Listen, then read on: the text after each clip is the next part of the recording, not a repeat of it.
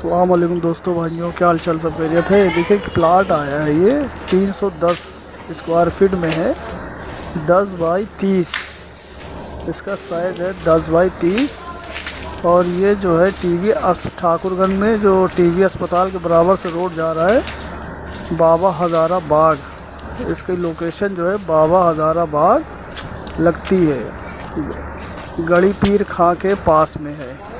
तो जिस साहब को लेना हो, छोटा प्लाट है, और जिस साहब को लेना है स्क्रीन पे नंबर है, इस पर संपर्क करें, इंशाल्लाह दिखाई देगा। बाबा हज़ारा बाग गड़ी पीर खां के पास में ये प्लाट है, 310 स्क्वायर फीट में है, 10 बाई 30 है ये, ठीक है। और 10 फीट का रोड है इसके आगे। जिस साहब को लेना हो, स्क्रीन नंबर है इस पर